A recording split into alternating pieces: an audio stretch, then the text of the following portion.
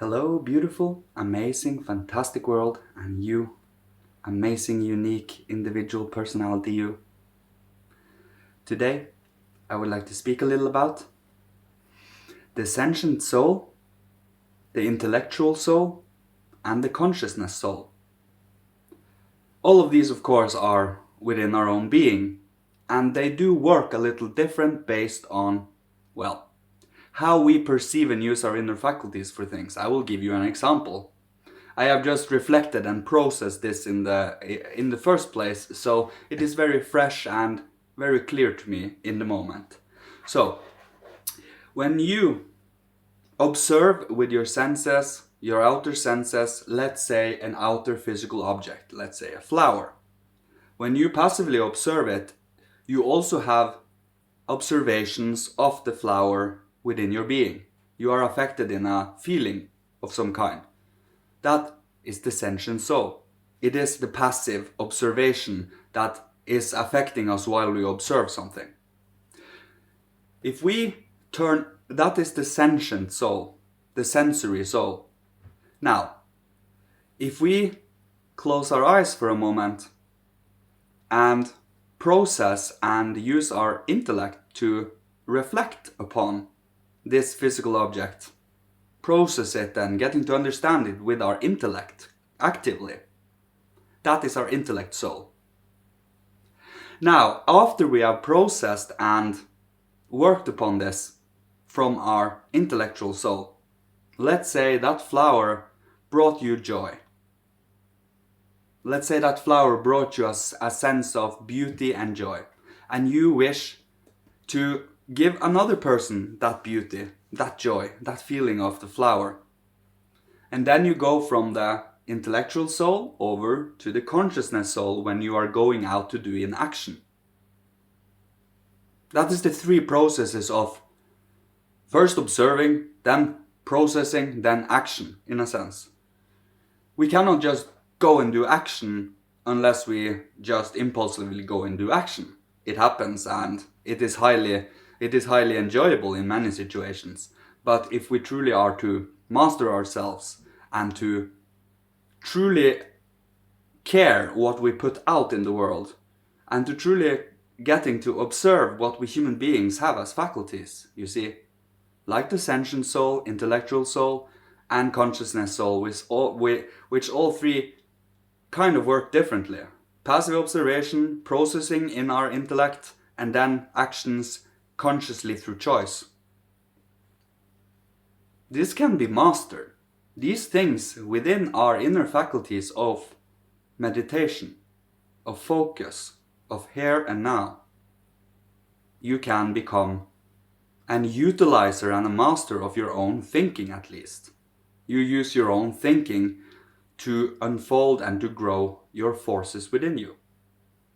As I have said, the Christ is the sun, and the forces and faculties we are to grow within us need a sun to grow as the plant forces. You see, the etheric is plant forces.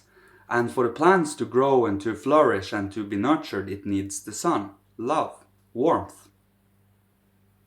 And by you nurturing yourself, acknowledging yourself, and truly, starting to do actions that allows you to respect yourself.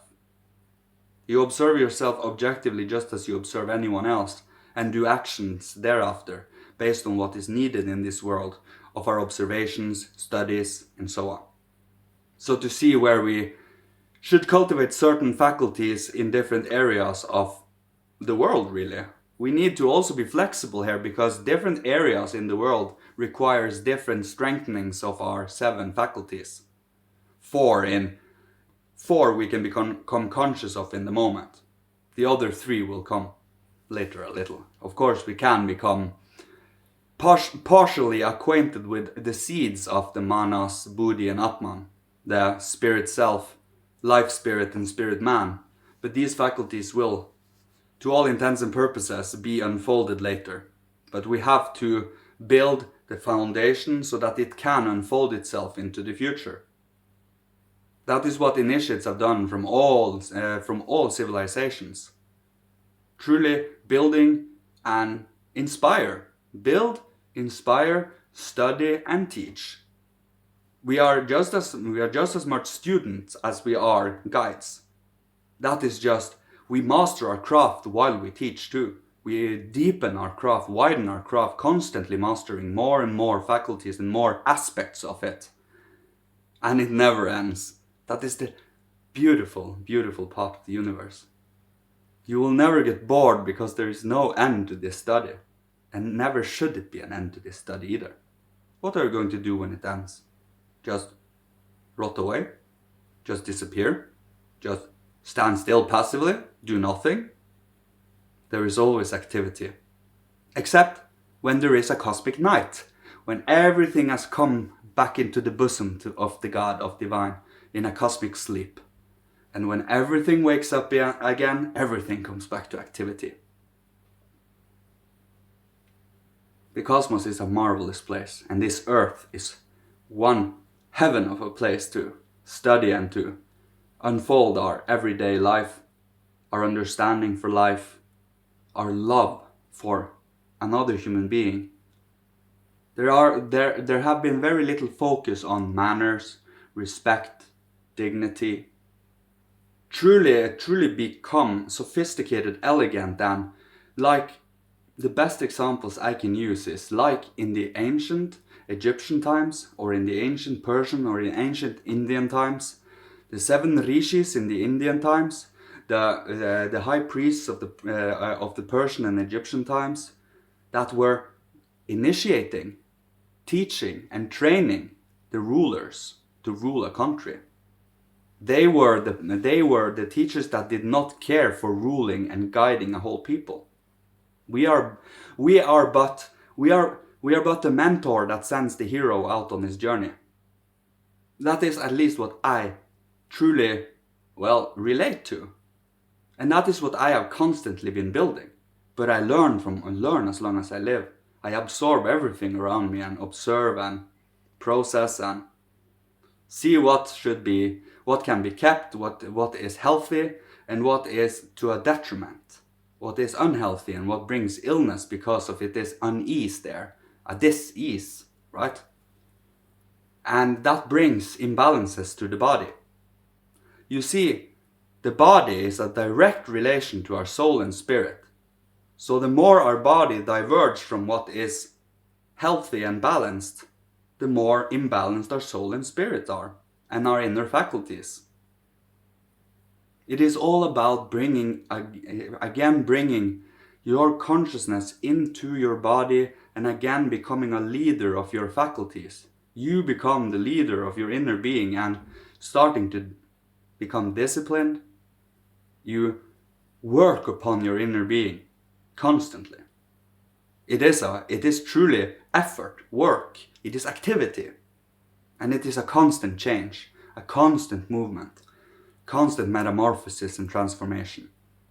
And the more you become comfortable in this movement, more or less comfortable in the uncomfortable, because movement often is uncomfortable for many, the more you get to enjoy every single little change that comes every day. Every day is an adventure. Every day is exploration. Every day is finding out what is next. What are you giving me next? What am I to do next? That is what I wish also that you can come to experience, if you like.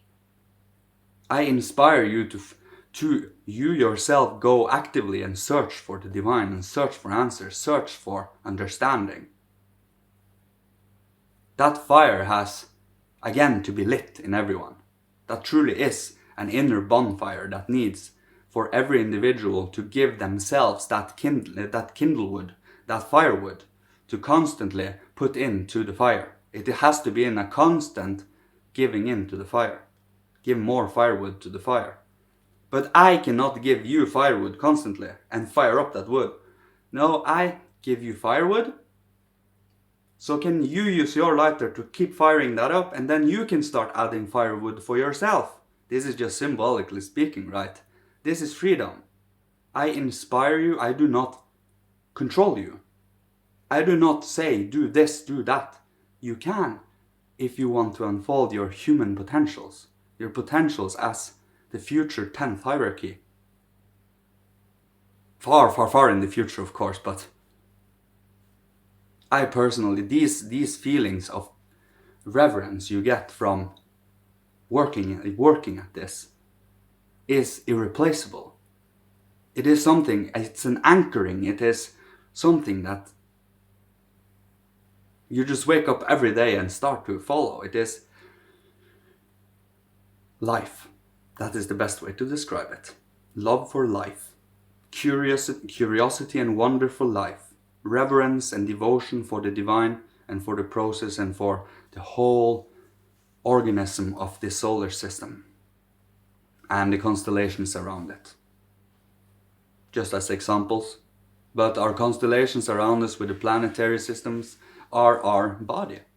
So Aries is our head, Taurus is our larynx, Cancer is our breastplate, Leo is our heart, and so on and so forth. You can actually bring all the way down. They also reflect a certain way of worldview. So just to mention Aries is an idealist, and Gemini is a mathematist. They are very, very calculative and precise in that matter. Just to, of course, we are a combination of every single one of these. So based on what year it is, where the planetary bodies are placed and so on, we are also affected from within by it. It's a direct reflection and so on. So we are affected mood-wise and intellectual-wise and so on, based on where the planet stands and where the constellations cross and so on. This we have completely and utterly become disconnected from, and we are again to consciously connect, directly feel it in our body, the changes that is directly related to the outer planetary, and to find that relation again. And I promise you, it's harder than it sounds, but it is possible, fully possible, I promise you. And that is the joy of doing this. Of course, it is important to interact and socialize and talk to other human beings also, so you don't lose yourself completely in a world that might not be fully anchored. And that is why we go out and explore the outer world and care for the physical and the spiritual behind the physical too. So we do not become completely shut out from the physical world, but we are both within, living to without. It is a balance. As I said, the balance is the most important thing. Don't become jaded with the earth, and don't become jaded with the spiritual world either. Either you become a Philistine or you become a pure, frivolous person, where nothing matters anymore. Without the earth underground, nothing matters anymore. But it is important to reflect upon these things. This earth development we're in, we all belong here. We have been here since this earth started to form, from heat to air to water and now to earth, and now we are going again over to a more watery state, then to air again, and then it is a circle, and we are now on a curve upwards, but the physical matter is on a downward curve. The spiritual matter is on an upward curve. So, but I digress, and I will leave you with this. I had fun, and sometimes you just have to see what comes, and yeah.